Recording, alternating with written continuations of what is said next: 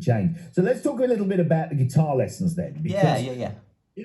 doing these online in a sort of virtual, there's got to be pros and cons to both sides of it. I mean, imagine if I'm watching a video of you teaching me lessons, I can stop and rewind and get things right. Yeah. But I haven't got that necessarily live keen eye of you going, oh, no, don't do it like that. You need to do that. So I suppose there are good and bad methods that can come of somebody trying to do something virtually. Yeah, exactly. I was actually having a chat with someone today about that. So I think it's an amazing way to learn because you've got, as you say, you've got the videos. It might be a song, and if you were going to come to me for a one-to-one lesson, I'd show you the song, you'd disappear, and then in 3 or 4 months' time, that would be gone. That lesson would be gone. In a way, you might remember some of it, but this way, the lessons are there. They're filmed in a studio with mics, and good quality cameras, and the tablature and the guitar music, the chords are running alongside the video. So it's actually a really good way to learn. The only thing is you've got to have the discipline to stick to it.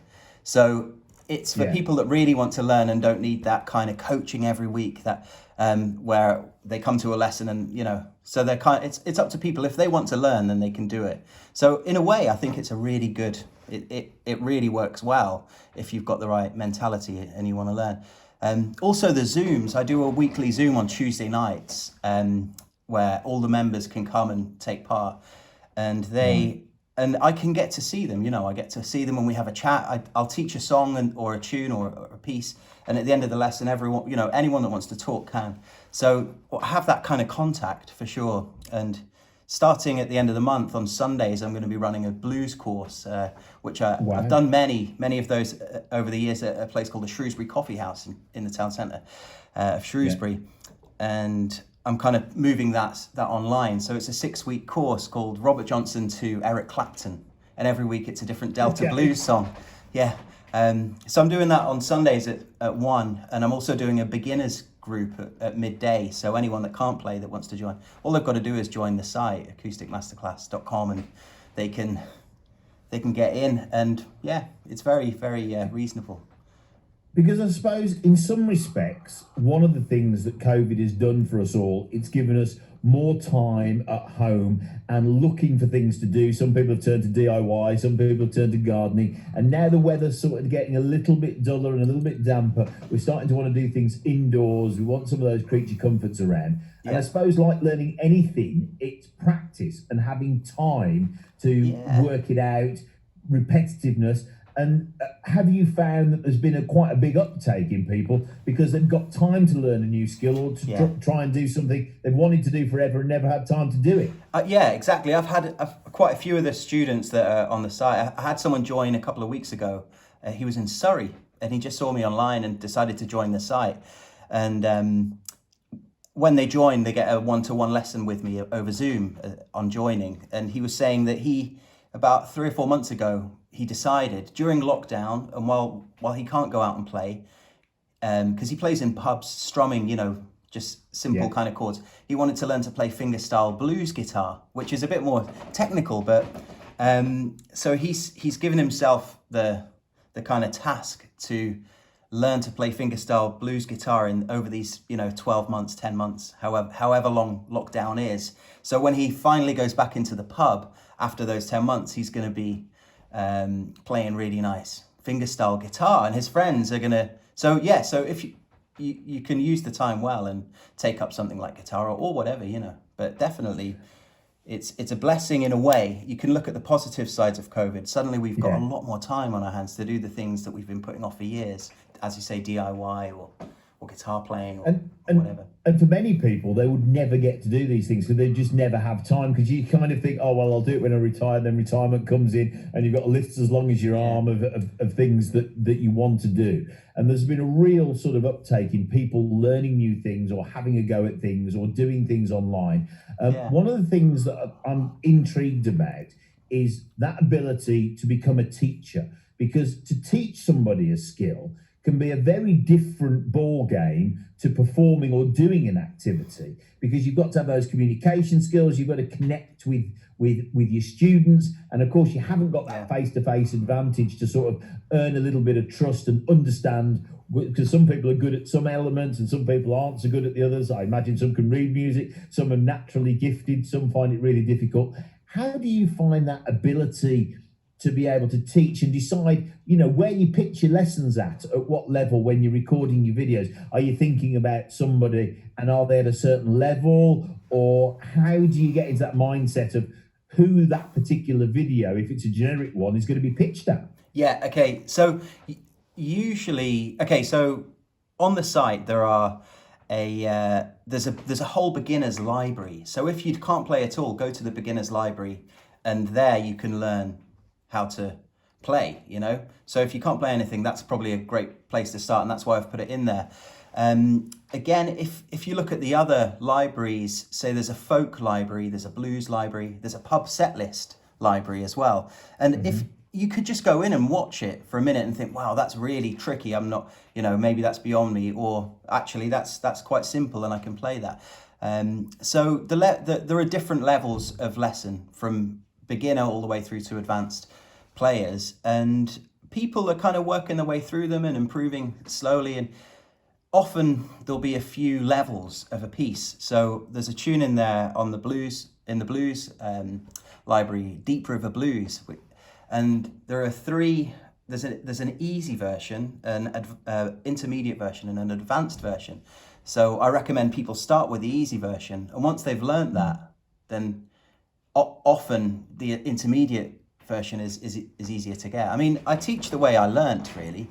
Right, okay. So yeah, I've been teaching for years, kind of just alongside gigging, and yeah, over the years I've kind of figured out how to get people to progress. Yeah, so you've just got So when you came up with the idea of creating the library of lessons, and of course you've one of the things that you've had is time to make these videos and develop it. Yeah. Is the drive, the ability to be able to monetize the lessons and basically support you financially, is it one of those things where you want to be able to give back, or is the fact that you want to immortalize yourself in the guitar teacher that will be there with lessons online forever? Okay, well, it is a job for me. Playing the guitar is a job. Obviously, it's a profession. I've done it for over 20 years now, full time. So yeah, if I can make a living doing this, then I'll be very happy. Part of it was, I've got a daughter in Shrewsbury. She's 7, and Right. I spent many years touring, my 20s and my 30s, all the time I was touring, and I was trying to figure out a way. This is where the site initially, the idea came, to be able to be at home and play the music that I like and teach the music I like, and be surrounded by the music I love without necessarily having to constantly tour and go to other, because there's only so many gigs you can do in Shrewsbury of a decent standard that can keep you employed, if you know what I mean. So either I have to be on the road, or I'd have to teach in the local schools. And I have taught in local schools, and I kind of like that, but I prefer to teach the music I love, which is blues and roots and folk. And you go to a local school and the kids, they want to learn an Ed Sheeran song or something, which is fine and great and not a bad thing to do. But for me personally, it wasn't really fulfilling musically. So this is kind of doing that. It's kind of keeping me happy as a musician, and also being able to make a living. And it's coming. I had a member join today, and I had one a couple of days ago, and the numbers are steadily rising, and it's getting a lot of great feedback. So fingers crossed. And interestingly, you mentioned that you wanted to focus on genres of music that you enjoyed playing. Now, normally, if you're opening up to teach something in an area, if you haven't got a broad fold spectrum of music, you will struggle to recruit enough students to make it viable. But because this is an online thing, I suppose you could end up with blues and roots guitarists from all around the world. And I have, I've got members in Holland. I've got students in Holland, France, Germany. I'm chatting to someone in America today. He's going to sign up. All across the UK. There's Holland. Yeah, all over England. Wales, Scotland. So yeah, it's an international thing, and it's a bit geeky. Blues. Who loves the blues? Well, or who loves Celtic folk music, for example? There's a whole section on Celtic folk, and there are people all over the world who love it, and all they've got to do is search out on Google and Celtic guitar lessons, and eventually they'll come across me. And so yeah, you can connect with people all over the world. But also in Shropshire and Shrewsbury, of course, there's Shrewsbury Folk Festival, which has brought the folk music to Shrewsbury in a way that it maybe wasn't here 10 years ago. Music very prominent in our county, hasn't it? Yeah. So over half of the students are from Shrewsbury, I'd say, at the moment. So which is great, Fantastic. Well, one of the things I'm curious about is when people, particularly when beginners come to it, because the one thing you are going to need is a guitar. So, I mean, I imagine that, when you see people for the first time and then log in, there'll be all sorts of hardware put in front of you. Some that maybe bought secondhand, or somebody passed something down, or something that hasn't been tuned for 100 years, or something that's an amazing, worth thousands of pounds. So I suppose there's an element of understanding what guitar people are coming to you with. Yeah, I mean, again, having taught for many years these group workshops, for, I don't know, the last 10 years, I've been giving regularly 8-week courses in blues, folk, jazz, all these subjects I like. And often you'll have 12 people turn up with 12 different guitars. And there's usually someone with 3 incredible handmade guitars that cost $3,000 each or $4,000 each. And then someone on a 20 quid classical guitar they bought in a charity shop. And honestly, if you're just going to play, it's not the guitar that's the most important thing. It's the fingers, it's the player, it's the musician. So you can learn on. I learned on a cheap guitar and a 30 quid classical guitar, and it worked well. And so ultimately, as long as it's in tune and it's playable, which means it's been set up okay, and 99% of the time it is, 9 times out of 10 I should say, they're set up okay, then you can play anything. And we have a wide range of models of guitar, from absolute incredible guitars that I wish I had to cheap guitars that, again, it's better than no guitar for sure. So the level to start at. And I suppose the beauty of it, how you pitched it as well, is that you'll get people that are accomplished guitarists in a different genre that want to learn the difference between your blues and your folk. Totally, How would you summarise the difference between sort of your bog standard commercial guitar playing, where you start off learning Puff the Magic Dragon and you end up playing Ed Sheeran, to the particular, I don't know, signature of blues and roots guitarists? Yeah, I mean, it's what we love, the people that are drawn towards this music, to learn this type of guitar, they tend to listen to it. So they'll listen to people like Eric Clapton, or, that MTV Unplugged album, or B.B. King, or the old blues players, or the folk musicians. They might go to folk gigs or folk clubs.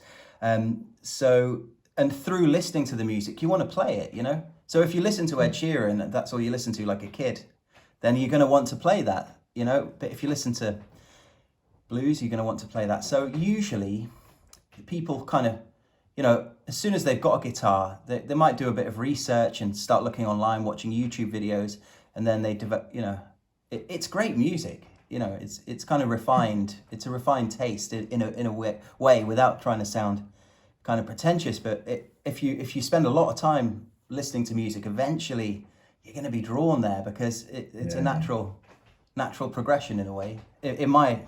For me anyway, it was. How did you discover blues and roots? Where was it introduced to you? Because you mentioned your age, so you kind of 90s, early noughties. There wasn't that much around of it mainstream. I can't imagine your mates in the playground going, "Have you heard this latest blues and roots?" Yeah, they thought I was a weirdo. At school. So where did it start for you? What got you into it? Actually, my mum and dad, they're both from Glasgow, Scotland, and my dad particularly was a folkie. He's a Scottish folk singer. Right. So he knew all the Glasgow songs, and was quite active on the folk scene when I was growing up. So through him, I just listened to the record collection in the house. There was also blues and jazz and and pop music as well. But so luckily I grew up with a pretty good record collection, and I got into it. I didn't rebel against it and start listening to Metallica. but I kind of enjoyed it, and yeah. So as soon as I was old enough to start playing the guitar, I knew all these songs that I wanted to learn. So I was kind of lucky. I grew up with it in a way. Yeah. Fantastic. Well, it's been very interesting chatting to you. Just give us the name of the Thanks. website. If anybody's listening and thinks, oh, actually, I might like to log on and have a look, where would they go? It's called acousticmasterclass.com. And yeah, they can just go to acousticmasterclass.com and read about it, and they can watch a video and sign up. You can sign up today and join. And yeah. So I really appreciate you talking. So